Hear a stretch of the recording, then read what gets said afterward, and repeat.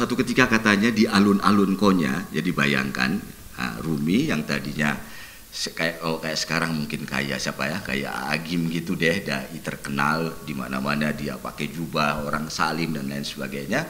Setelah ketemu dengan Syamsi Tabriz, berdua di dalam kamar saling bercakap, tidak keluar-keluar, kemudian dia mendapatkan kesadaran bahwa dirinya sebagai manusia harus dilengkapi dengan kesadaran rasa. Konon setelah itu dia di alun-alun dan menyanyi dengan biduan terkenal di kota Konya. Bayangin dong, tiba-tiba saja ahli fikih yang tadinya itu nyanyi di alun-alun kota dengan biduan terkenal. Jadi bukan dengan santrinya tapi dengan biduan terkenal.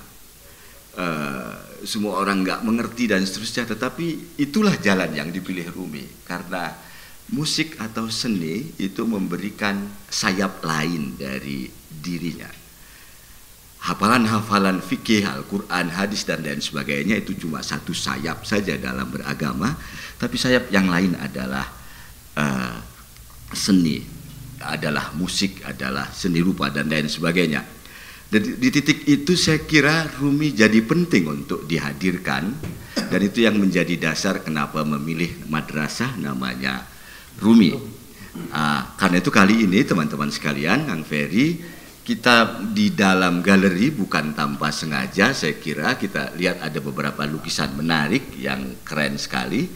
Ini Kang Rosid yang membuatnya, ada lukisan ini lukisan yang luar biasa menarik, saya kira ini di antara padi-padi dan seterusnya.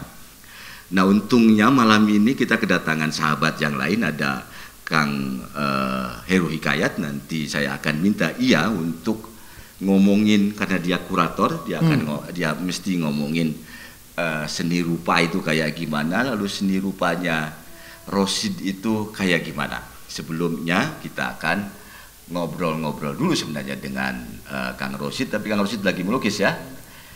Oke, bisa sambil ngobrol Kang Rosid sebenarnya. Bisa ceritain lukisan-lukisan ini kayak gimana? Yang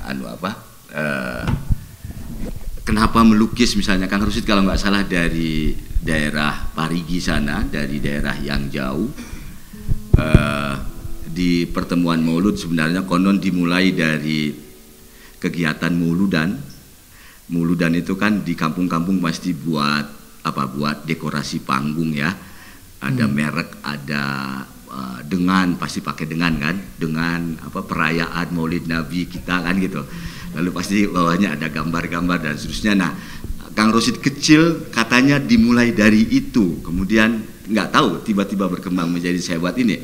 Karena ada banyak dari kita yang waktu kecilnya juga saya kira sama ya, bikin lukisan-lukisan gitu, tapi sampai gede nggak jadi juga tuh. Gimana tuh Kang Rosid tuh? Pengalaman kok bisa jadi kayak gini nih? Terima kasih. Assalamualaikum warahmatullahi wabarakatuh. Waalaikumsalam warahmatullahi wabarakatuh. Sampurasun buat teman-teman semua yang hadir di sini. Terima kasih Kang Bambang dan Kang Ferry dan semua teman-teman yang hadir di sini. Binyamin terus dan yang lain-lain mungkin saya nggak bisa menyebutkan satu persatu. Terus terang ini suatu kehormatan buat saya dengan acara ini. Saya kalau tiba-tiba memang sebelumnya udah dikunjungi sama Pak Bambang dan ada pembicaraan mengenai kegiatan ini, dan alhamdulillah dengan acara ini di bulan suci Ramadan ini mudah-mudahan bulan yang penuh berkah. Ya, terus terang saya sebagai seniman, sebagai awal saya berkarir tentang seni, mungkin awal saya meniti karir saya waktu saya SD, SMP mungkin senang olahraga dulu. Tapi waktu itu memang saya senang coret-coret juga gitu. Coret ya. Saya ya cerita tentang masa kecil saya waktu saya SD mungkin senang melukis bintang film dulu zaman ya Rano Karno atau tentang pahlawan, tentang siapa yang dikenal dengan itu. Saya selalu melukis potret-potret orang-orang yang terkenal dan tokoh-tokoh masyarakat atau tokoh-tokoh nasional. Waktu SD itu suka melukis pahlawan revolusi, pahlawan-pahlawan gitu di SD itu. Terus SMP waktu itu mungkin lebih fokus ke senang olahraga begitu. Ya. Tapi pelajaran menggambar saya paling menonjol waktu SMP. Nah, waktu SMA mungkin saya dulu waktu SMA tuh nggak ada pelajaran menggambar, tapi karena saya dulu waktu pulang sekolah kadang-kadang suka banyak waktu yang terbuang, dan saya kadang sambil senang olahraga terus pulang sekolah saya melukis potret dulu. Potret pertama potret keluarga, potret bapak saya, ibu saya, terus tetangga, saudara-saudara, terus sampai tetangga banyak yang guru-guru yang pengen dilukis. Dari kelas 1 SMA sampai kelas 3 SMA tuh selalu ada yang pengen dilukis. Jadi itu benar-benar datang dari ini sendiri gitu, nggak ada istilahnya orang yang ngasih arahan atau masukan, kamu harus jadi seniman atau kamu harus punya bakat tekuni, enggak. Jadi karena seni itu di kampung tuh dianggapnya nggak penting. Dan tadi Mama cerita tentang dekorasi, saya dari SD, SMP itu di masjid ada pemuludan, itu saya yang dekorasi. Dari SMA dari kelas 1 sampai kelas 3 saya yang dekorasi. Jadi yang anak-anak kelas 3 tuh karena ya mungkin nggak berbakat dan saya selalu ditunjuk gitu. Waktu di masjid atau di sekolah atau terus sekarang udah saya ke Bandung, dan itu ya alhamdulillah tuh. Bekal itu saya selalu terus gitu, bekal bakat dan kemauan. Ya mudah-mudahan ini bahan perenungan buat semua, jadi semua juga dilahirkan dengan talenta masing-masing. Saya dari 6 keluarga, saya laki-laki semua. Jadi Bapak sendiri, bapaknya Kang Rosid sendiri bukan pelukis kan? Bapak saya petani di kampung dan awam sekali terhadap seni, dan bapak saya tuh memang dunianya di sawah, di kebun. Karena awam jadi dia nggak komentar. Nah itu waktu memori waktu saya kecil itu saya selalu muncul ketika saya sekarang udah jadi ini, karena saya waktu SD, waktu sebelum masuk sekolah itu dulu seneng ikut ke sawah, bermain di sawah, di kebun. Terus bapak saya aktivitas apa saya ikut gitu.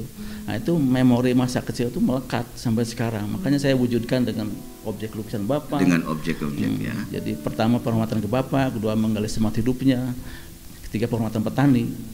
Terus saya sekarang mungkin ngumpulin artefak petani. Kenapa ngumpulin artefak petani? Bukan saya ngikuti orang, ya, tapi mengikuti berdasarkan pengalaman pribadi saya. Jadi waktu saya kecil, dapur saya itu kayak mirip yang seperti di belakang itu. Jadi saya ingin mewujudkan masa kecil. Jadi ketika saya udah jadi sekian puluh tahun menjadi seniman, muncul memori masa kecil itu muncul ketika saya punya lahan, terus saya ingin bikin saung. Kebetulan saya saung itu bekas lumbung padi. Terus akhirnya setelah berdiri saung baru kepikiran ngumpulin artefak petani. Jadi udah sampai sekarang terus. Jadi setelah sekian tahun saya ngumpulin, ada Mas Ucok kurator, dia pernah komentari saya, Rosid ini saung Kang Rosid karya gitu.